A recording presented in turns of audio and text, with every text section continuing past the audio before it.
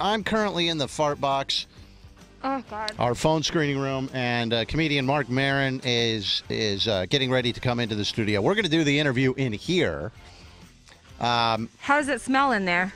It smells okay in here. It smells fine in here. Yeah, in this main studio, it's not so good. Oh, here comes Mark. How are you, my man? Hi. I'm all right, buddy. How are you? Good.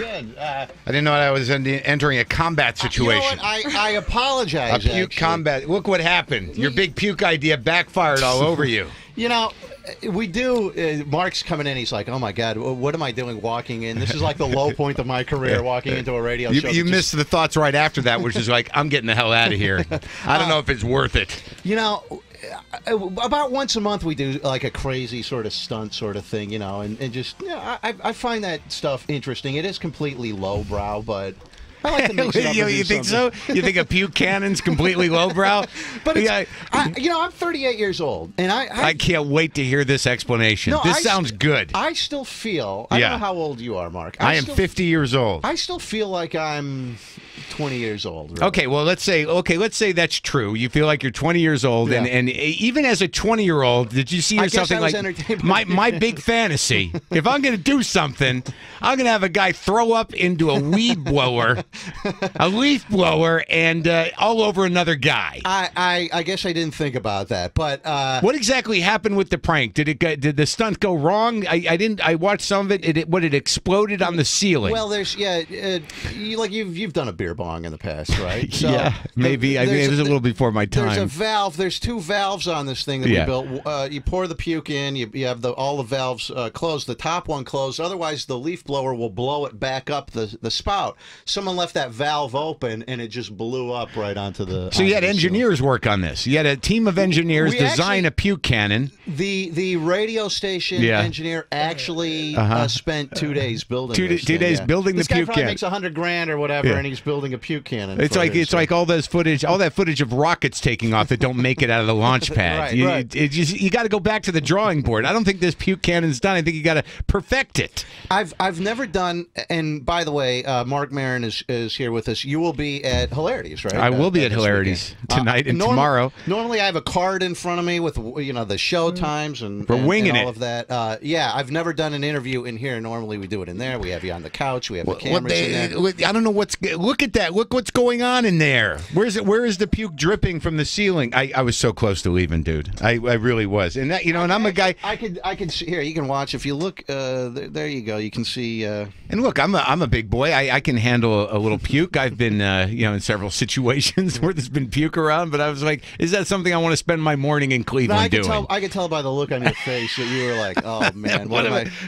Where is radio going? Then Mark has his phone out. I could tell he's texting his agent. Remind me never to come back here. No. P.S. You're fired. No, I'm texting my agent at 5 in the morning over a puke issue in Cleveland. Hey, look, if your listeners enjoy it, then that's what you need to do.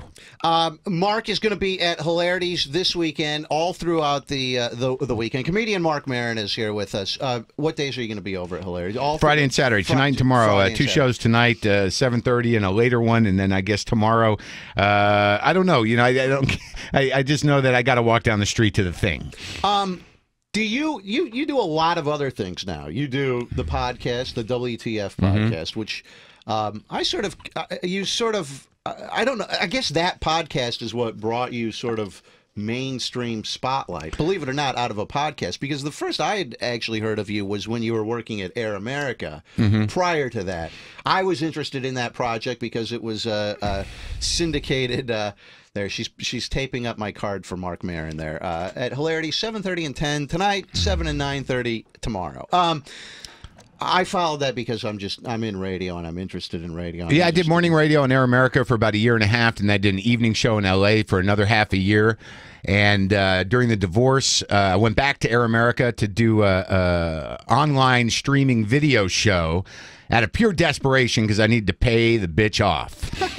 I was in the middle of a divorce, and then we got fired from that. I was fired from Air America like 3 times. And then they fired us on that one, but they, being the good liberals that they were, they didn't. They let us stay in our office. They're like, "What radio job do you get fired from?" They're like, "Yeah, but they got a month on their contract. Let them stay in the office." You didn't? Did you actually get paid for that last month? Yeah, we got paid, and also we had our security card. So me and my producer, my business partner, started breaking into the studio at night and started doing the podcast, which evolved into WTF. Which eventually I went back to L.A., set up the studio in my garage, basically set up mics, got completely out of politics entirely, and just started doing that show. And the only commitment we really made to it was to do it twice a week, and it evolved into an interview show that became very popular, and it turned my career around. It turned the comedy career around. I've been doing comedy for 20 years already, and I did all right, but people knew me. I'd done a lot of Conan O'Brien appearances, a few specials and stuff, but I never really had any traction, never really caught on. And I think that the visibility of the podcast and being part of a new medium that was just sort of kind of blowing up, really helped my visibility. You were almost in it at just the right time. I mean, obviously it was talent and it was good, but like you said, everyone started talking. Podcasting was a buzzword at the time, and people were not quite. I think it happened after. I think that there was a few guys doing podcasts when I started, and certainly the original podcasters who were doing it in house at wherever they were doing it.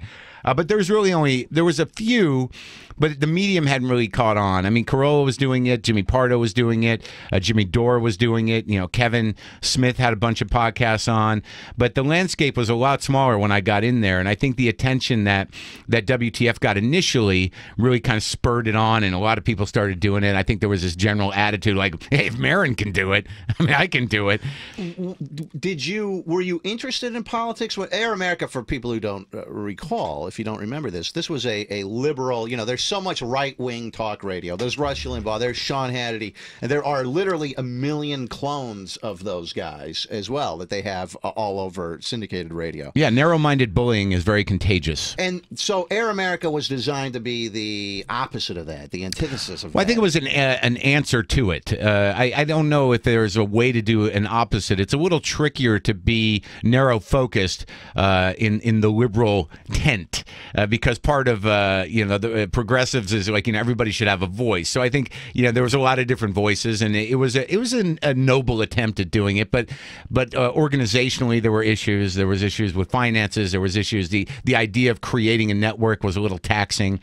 I was not that deep into politics, but I think I was just a classic reactionary. Like it was like screw the powers that be. I have a problem with authority. I was definitely not on board with the Bush administration. I got this opportunity to do radio, and I was like, yeah, I can focus my anger in that direction. But ultimately, what I learned from doing that was that I might not be angry about politics. I might just be angry. It's just a matter of where do I point it. Obviously, I do lean that way, and my beliefs are that way, but I wanted it with the podcast and with the monologues and also with the comedy to get to a place where I was just dealing with day-to-day struggles and my own sort of like screw you attitude towards the world. Had you ever worked in radio prior to working at Air America? I got thrown in. Yeah, I'd never done it, and Did they hook you up? Like, for instance, who'd you do a show with? Well, initially there was three of us. There was a woman named Sue Ellicott and Mark Riley, who was a radio veteran from WLIB in New York. A real solid dude.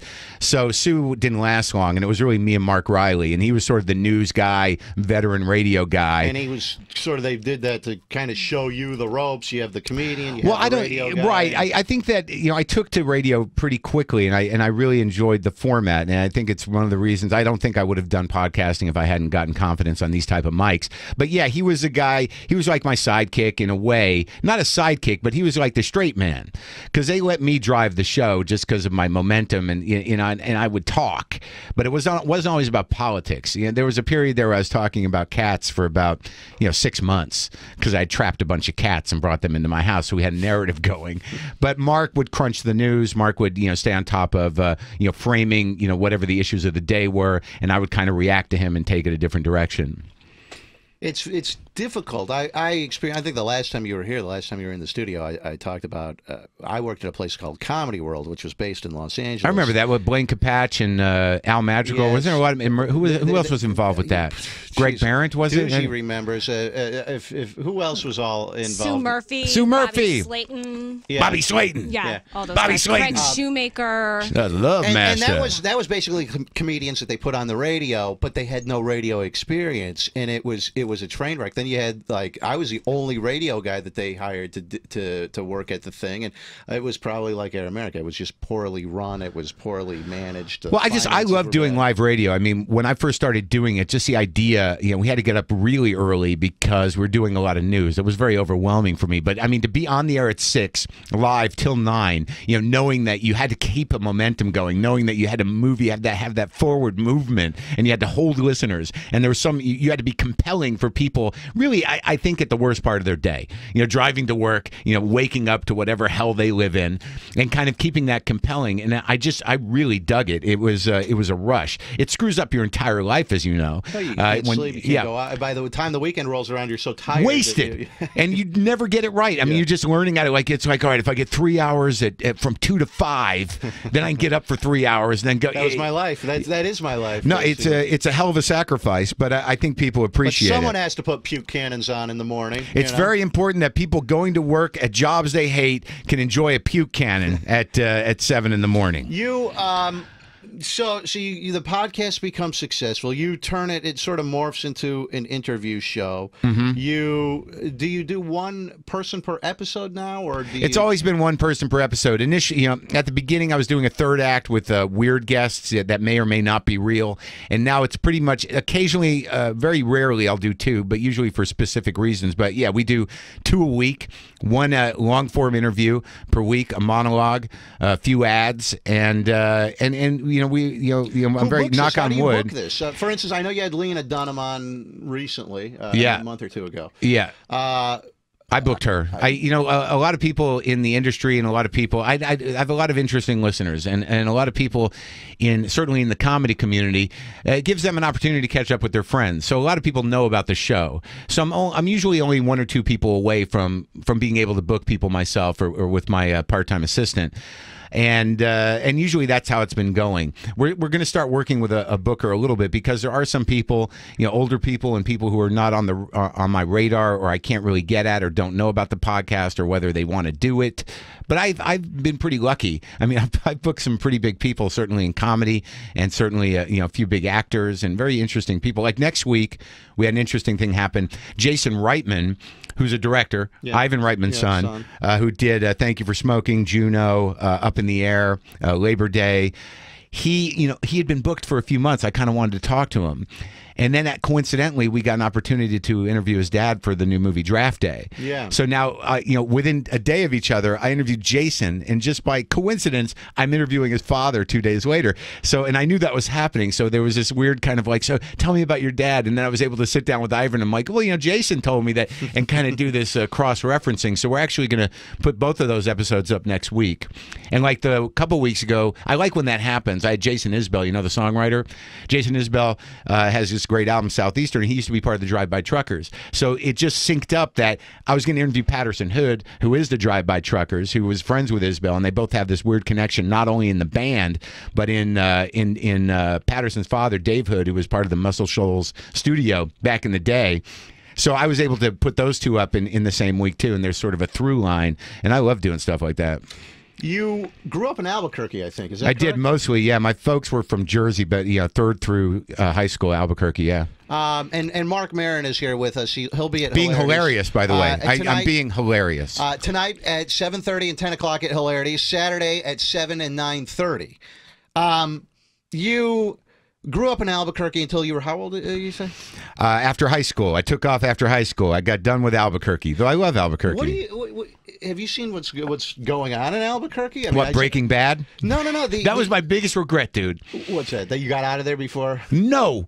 That I grew up in Albuquerque, New Mexico. I know Albuquerque, New Mexico. Breaking Bad is set in Albuquerque, New Mexico. And when I interviewed Bryan Cranston in my garage, I was so nervous about it because I was so engaged in the show. Like, I really think that when he was there, I wanted to interview Walter White. And I couldn't separate the two. I couldn't separate Cranston from the character. And I was a little off. And I didn't even bring up Albuquerque. Don't you hate that when you do an interview with a dude and then he leaves and you're like, damn it. Yes, it happens all the time. Right, yeah, because that was the one place I could have actually connected with him personally, and I just spaced it. Like, the entire backdrop of Breaking Bad was my backyard. Well, I just saw an article that the Justice Department was they're all over the Albuquerque Police Department because of they just shoot people and kill them. Violence was Albuquerque when I was growing up was, I think, in the way up there in the violence, the most violent.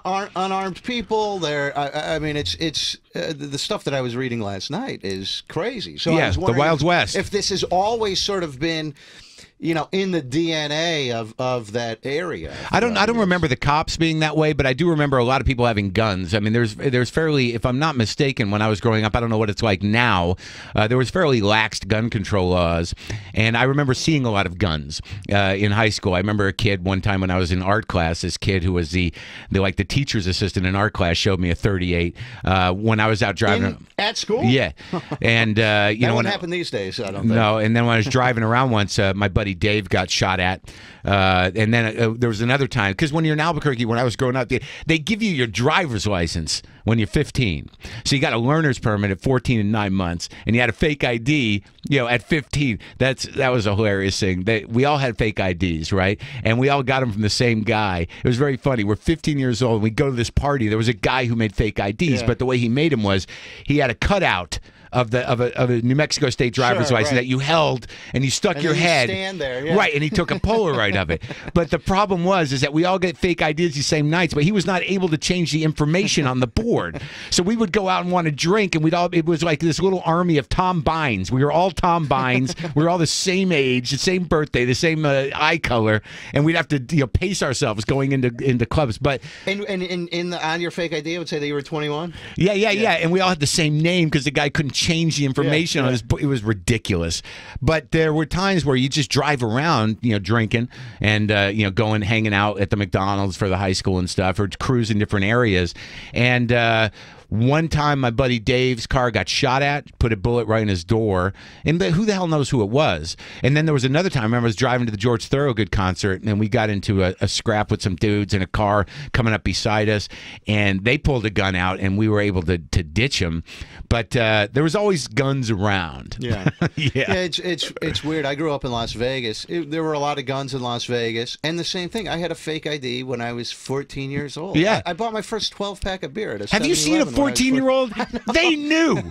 Do you also remember that thing where you wait outside liquor stores and like, hey, dude, can you get us a pint of Southern? Yeah. Can we get a pint of Jack and 6 of Heine's? And like when I look at what a 14-year-old looks like, I'm like, would you buy that booze for that kid? I wouldn't do it. Well, I was stupid, Mark. What I would do is, because I thought it was too obvious. If I was 14, I have this fake ID. Yeah. I thought that it was too obvious if I said that I was 21 years old. So I would make myself like 24. I'd be like, that seems more, because if you're 21, 14, they might think that it's a fake ID. I know, I was so stupid. And then I would dress up. At this time, I was born in 75, so this would have been, I don't know, 1990 or whatever. So all those like button-down silk shirts, like purple silk like shirts, your dad's shirts. Style. Yeah. I would put those on and go and try and pass myself off as 21. They would sell to you. I would go into casinos and gamble. As a 14-year-old kid, I remember going to Caesar's Palace and gambling in Caesar's Palace at 14. I went with my parents to Vegas once, and we brought a fake mustache and dark glasses, and my dad helped me put a fake mustache on in these glasses, and I walked around the casino playing blackjack. What did your parents do when you were growing up? My old man was an orthopedic surgeon, and my mom was in and out of art projects. So you guys had probably a surgeon. You guys making a yeah, we did all right. He did all right. He's not so great now, but yeah, when I was growing up, there was we definitely had what our needs met. Were they skeptical when you told them that you wanted to go into comedy and maybe not medicine, for instance? Well, I don't know. It's weird when you have an old man who's a doctor and a guy who's doing the cutting. He's not around that much. But yeah, I think there was. I think generally parents are nervous. There was not much moral judgment. It was just, I think in retrospect, their concern is like, how are you going to make a living at that? But I had a really rebellious spirit, and there was no way they were going to stop me from doing anything. I was just happy that they were still bankrolling it when they let me go to college and waste that time. But it really wasn't wasted. A lot of people think like, well, what are you going to do? You can get an English major. What are you going to do with that? Well, you're going to learn. You're going to build your brain up. I was always a creative kid, so there was nothing they could do to stop it. But I think they're genuinely happy that it finally panned out and they lived to see it. So you make pretty good money off the podcast. Can you do that, or do you have? I mean, here you're going to be at Hilarities this weekend, but do you still do that for money, or because you enjoy doing the stand up? Well, I think that the stand up. Yeah. Well, I mean, I'm a stand up, and I just put an hour and a half special up on Netflix in August, and stand up is always that's what I wanted to do. You produce that yourself, the special, or did that you was have produced with Netflix and New Wave helped produce it. Yeah, but yeah, they gave us the bread to produce it myself, and I had Lance Bangs direct it, and we did it at a small place. I wanted it to be as good a performance as I could do, and I sort of excel at a smaller club. So we had about 240 people in the basement of what used to be the Village Gate in New York, where I used to do sets when I was starting out in New York, and it's a new club now. It's called Le Poisson Rouge, and we did it. Nothing on the stage, just black with me sitting. I'm real proud of that special. It's called Thinky Pain. Is it more difficult? Like you say, you do better in a smaller club. Is it difficult to do like a big theater where there might be 2,000 or 3,000 people? Well, it's different. You got to be real tight, and you got to wait a little longer, and it's harder to create an intimacy, which I enjoy. So I made that choice because a lot of guys, you watch them do the big rooms, and there's a rush to it, but I don't think it's inherently what it is like to see a comic at a club. So I just wanted to do it in a place where I didn't have to be anything other than what I am. But the podcast over time, I didn't get into it to promote my stand-up. Really, I got into it out of desperation, not really knowing where it was going to go. But as you know, a lot of the advertisers are starting to sort of enter into the podcast world. So we're able to, with the app, we partnered up with the service, with the server, so you can get a WTF app now where the most recent 50 episodes are free, but the other 430, you have to upgrade to a premium membership for like $8, and then you can stream 430 episodes. I've got a pretty big, catalog now. So between the app and advertising and a little bit of merch, we're making some money with it.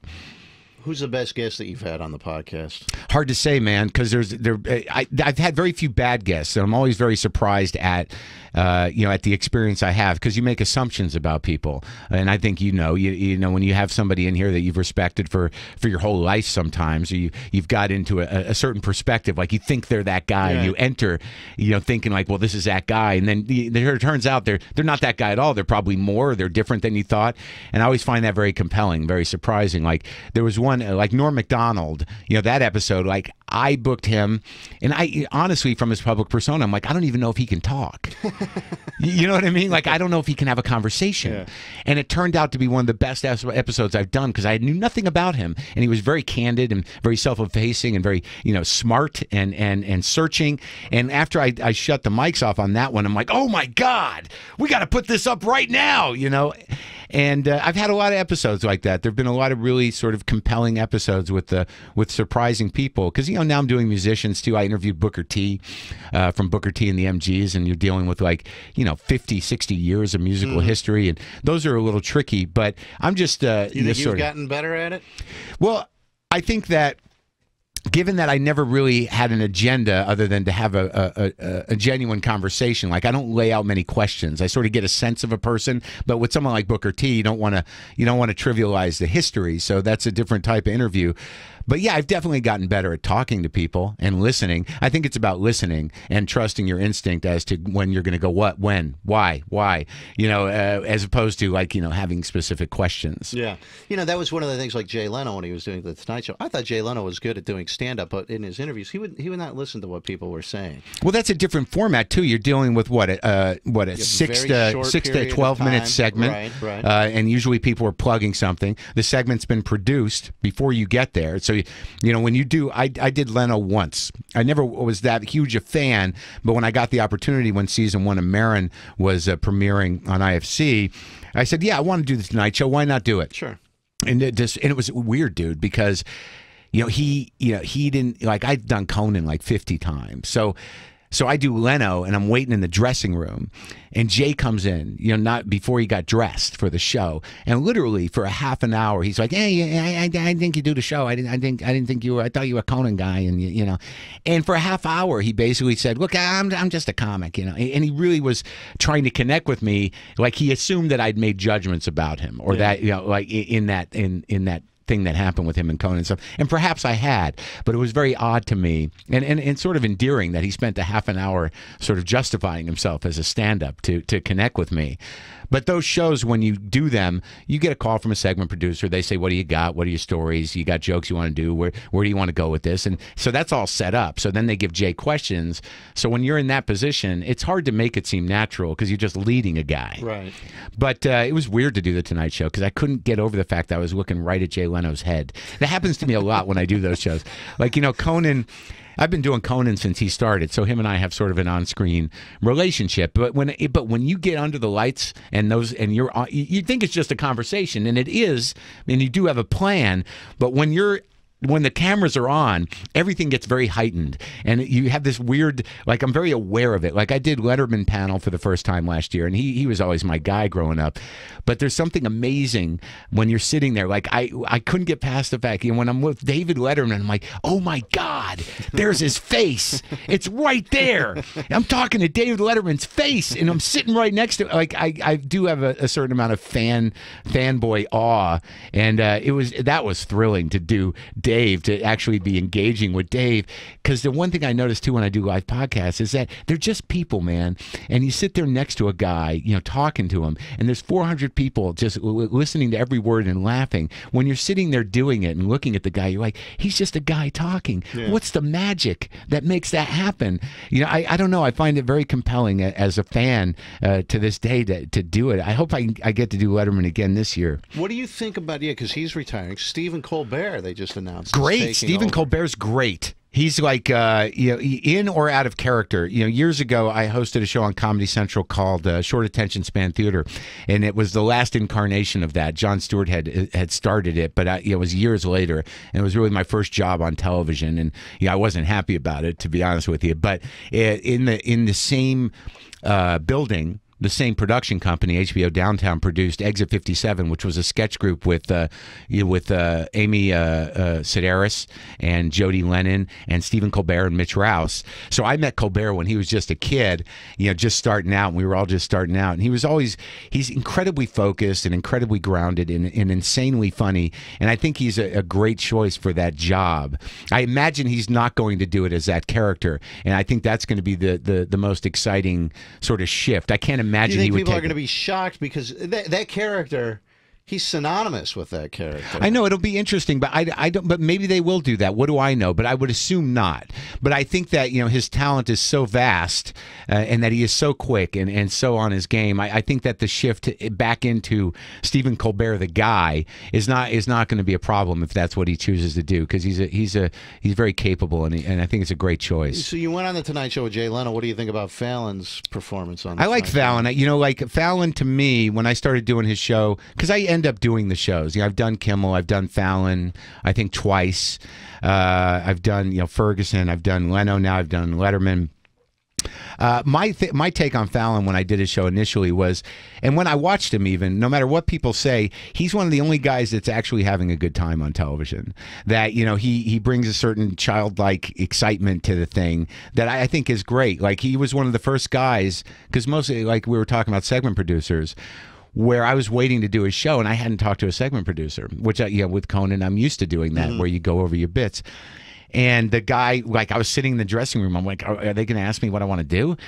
And the guy walks in right before I go on, like 15 minutes before I go on. I'm like, what are we doing? He's like, yeah, just talk, just roll with it. Jimmy's good. And I'm like, really? What? And I'm like, that's exciting. Just the fact that he does it that way, I find very compelling, because it's not so much that it's challenging. It's just that, like, you got to really be in it, and it's great. Like, the first time I was on Fallon, I ended up doing a Dane Cook impression, which I didn't even know I did. You seem happier. You were here a few years ago. Yeah. I'm not saying you were crabby the last time you were here, but, yeah. But it was nothing in particular. But to me, just this time around, you seem happier. Well, are you in a different place now? Well, I think that when you do something like we do, whether it's a radio show or whether it's a comedy or a musician or whatever, you spend your life, just trying to be relevant somehow. Like there was a part of me that I don't think I ever, lived up to my expectations of myself, and I really didn't think it was going to happen. So I didn't have any sort of self-esteem around success or around actually being able to put myself out there after you work 20 years trying to put yourself out there, and it's just not panning out. So I think ultimately, I'm still pretty neurotic, and I'm still pretty angry about things in general. But I think that piece of the puzzle that was like, am I ever going to make a difference, or am I ever going to succeed at what I wanted to do, has sort of been eased a bit, because I have found a little bit of success, and it's all on my own terms, and there's something very gratifying about that. So I think I've sort of arrived in my body. Maybe that's what you're sensing, is that the bitterness of not getting anything, of not succeeding has eased a bit. Because you were passed over for a Saturday Night Live gig, Marc Maron was, other things, I'm sure a lot of this. Did you Look, I've been out there a long time. You don't do 45 Conan O'Briens and still not be able to sell a ticket and walk away from a gig going like, yeah, this is working out. Did you ever think about giving it all up? Well, yeah, when I started the podcast, I was done, man. I was, I've been through 2 divorces. I was broke. My comedy bookings were light. I always was sort of in the mix, like I could do Conan and stuff, but that doesn't add up to necessarily putting asses in the seats. Would you ever get married again? Because you've gotten divorced twice. Yeah, I almost got married again, and that didn't pan out. But I think I might be done, because I thought maybe I wanted to have kids. And, see, I find this fascinating. That I talk to guys all the time like this. Yeah. And they go through 2 divorces. They're paying a fortune out. Why would you want to do it again? Well, I think when I was engaged this last time, she was significantly younger, and I think there was the idea that, like, I don't have children, so the payout is not as insane as some other guys have. But my second wife definitely crushed me financially. But I think that at that time I was thinking, well, maybe I could have a kid, but I don't know that I'd do it again. But it really comes down to, how do you want to live your life? You just want to be the guy that you want to be the middle-aged guy that goes from chick to chick, and just kind of ride it out like that, or do you want to be alone, or do you want to try and make it work again? I'm not the easiest guy to be with, and I know I have a lot of faults. So there's some part of you that thinks like, well, maybe I could get it right. I'm dating a woman now that's actually my age appropriate, and very very interesting, and incredibly talented and gifted, and we're trying to work it out, but it's all tricky, man. There's but no you don't easy have ride. to get married necessarily. No, I don't. I think that's to make true. that work. I mean, Yeah. you can live together, you can do whatever. It really complicates, because you've done it twice. It complicates everything. I think what you're saying is it's a nightmare, and I think that by every indication that's probably true, and also I think a lot of people are romantics. You know what I mean? It's like, you get hammered twice. Well, the first one that was my fault. The second one was pretty heartbreaking, but I still am sort of a dumb romantic. It's like when you have a guest in the studio where you think you know who they are, and they're not anything that you expect. That happens a lot in relationships too. So the second divorce was heartbreaking. She broke your heart? Yeah, horrible. What happened? She left. Did she run off with another guy? Or? Yeah, kind of. I mean, I think that it was probably going on before she left me. But I can't. The thing is ultimately, either you're going to spend your life being, you come to a crossroads. It's like, are you going to be the guy that's like, screw them, screw bitches, screw they're all horrible, or are you going to be the guy that says, well, I had a part in this, and I wasn't that good a guy, and yeah, it hurts, but like I got to put this in perspective, so I don't, I'm not a bitter ass for the rest of my life and incapable of experiencing any connection at all. It's a tough crossroads to be at. A lot of guys choose the other path, and they're hard to be around. How'd you meet your girlfriend now? I had a crush on her for 20 years. Really? Yeah, and we always just sort of, we'd run into each other. Is she a comic, or what does she do? She does comedy. She's a writer. She was kind of Would I know the name if you? Yeah, definitely. Who is it? It's Moon Zappa. Oh, okay, all right. And like, I knew her when we were younger because we had common friends. I always had this crush on her, and I think like 25 years ago we made out once, and then we were both married to people, and in passing we'd see each other, but I always had this weird feeling that why am I not, why can't we? And then it just like, she was on my podcast last year, and we got along great, and I hadn't really talked to her in years, but I was in a relationship, and then my relationship fell apart, and I asked her out to dinner, and she was in a relationship that wasn't working, and she ended up, just was like, well, there's nothing I can do. You know, if the timing isn't there, it's not there. But she ended up, breaking up with the dude, and I was like, all right, let's give it a try.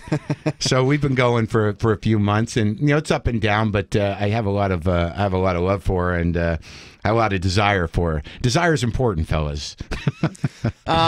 Marc Maron is going to be at Hilarities tonight, 7:30 and 10 o'clock. Saturday, 7 and 9:30. I'm going to give you the number for tickets here before Mark goes. It's 216-241-7425. That's 216-241-7425. Your website is WTFpod.com, correct? That's right. Yeah, for the podcast next week, Jason Reitman and Ivan Reitman, and we got a lot of good ones coming up. What else is going on? My second season of Maron on IFC premieres May 8th on IFC. I haven't seen this yet. The first season is... And forgive me, I think it's just because IFC is one of those channels. It's like a channel 3,000 or believe me, something look, or whatever. I know. A lot of people... Have you seen this, Charlie, his thing on IFC? I love it. The first episode, I love this thing you did. He goes after a Twitter hater, and he just spends the whole episode hunting down somebody that talks crap about him on Twitter. We talked about that. That's right. I love that. It was so good because of the people that hate us. I've always wanted to hunt somebody down. Yeah. And then it blows up in his face, but it was still really, really funny. I find that's fascinating because I will read stuff. Look, I'm used to it. I let stuff. I don't know how you are, but when you do a show like this, and we're on in multiple cities, you have 100,000 followers on this and that. You're just going to have people. It's a constant barrage of you suck, you hate, you're not as good as so and so, or you ripped this off of so and so, or Marc Maron was the most boring guest in the world. It's a constant barrage of negativity. I didn't like the last one. See, like the fact that you even thought that makes you one of them to me right now. Where did that come from? But I sometimes look at this stuff that people write, and they'll, oh, you fat piece of garbage or whatever to someone, or like Doogie, our co-host, who has a 4-year-old. People will write stuff. Your kid's fat. She's going to grow up to be a stripper. Like, I hope she gets molested, they'll say, and yeah, stuff. They'll say, I hope your kid gets molested. Well, they're cowards because they can do it under the veil of anonymity. And on any given day, I try to, temper myself, but depending on how I'm feeling, will depend whether I engage with it. But that episode was really based on this weird true story that got really kind of weird. I've had 2 experiences with trolling before Twitter really existed. When I hosted radio, some guy, started emailing, and I was the only one who read the email. So, the other people were professionals. They're like, "What are you wasting your time in there for?" I'm like, "Because you gave me the password, and now I can look at this crap." So some guy was just like, "Get Maron off. Let the grown-ups talk. He doesn't know what he's talking about. I want to hear from him." So I engaged with this guy right back. I'm like, "Well, what are you talking about exactly? What is it that I'm doing that you're?" He's like, "You're not funny. You're not smart. I don't like you," and blah blah blah. I'm like, "Well, what jokes are you talking about?" Went back and forth with this guy 3 or 4 times. Until I get an email from him that says, "Why are you still emailing me?" So, all of a sudden, I'm the troll, I'm the stalker. It made you look nuts. I mean, the fact you even engaged with him, you then looked crazy, and he called you on it. That's right. And then you felt probably really bad about yourself. I'm like, why am I emailing exactly. this guy? And the episode was based on some dude started posting about me on a friend of mine's blog, a guy who Tom Sharpling from The Best Show, who's a great radio guy. And this guy just started this campaign against me, calling me all kinds of names. He was literally trying to rally people against me. And I wasn't even hosting the podcast then. So I tracked this guy. This is how crazy it was. It was exactly like the show. I look at the guy's name, and then I look at his avatar on the blog, and then I go on Facebook, and I look up his name, and then I find a guy. There's 3 or 4 of them, and I find a guy whose favorite movie is relevant to the avatar he had on Tom's blog, which was Punch Drunk Love, and I'm like, that's the guy. So I track this guy. I stalk the guy who's slandering me, and I message him on Facebook, go, what is your problem? If you're going to paraphrase my jokes, put the whole joke in and let it stand on its own. Don't revise it.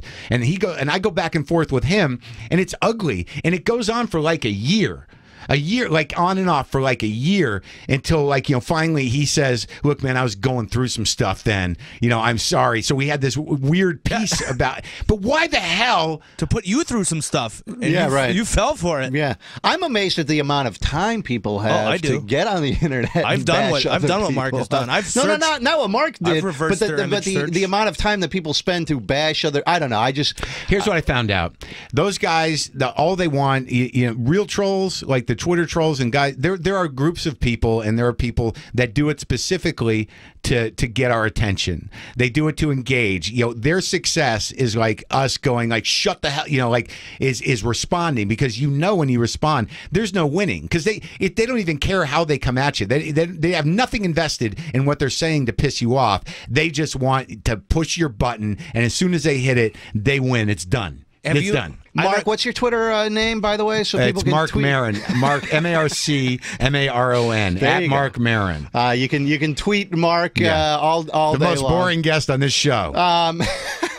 Hey, Marc Maron's going to be at Hilarities tonight, 7:30, 10 o'clock. Saturday, 7 and 9:30. The number for tickets is 216-241-7425. That's 216-241-7425. His podcast website is WTFpod.com. And the first episode, season of Maron on IFC is available on Netflix if you want to catch up. There's 10 episodes up there. You can just binge watch them. Mark, I appreciate you coming in. Thank you. Have fun while you're here in town. Good to see you. And I'm glad that you braved the puke. I'm glad that you changed the room. I appreciate that, and I'm glad we had this conversation. All right, we'll be right back on Rover's Morning Glory. Hang on. Rover's Morning Glory.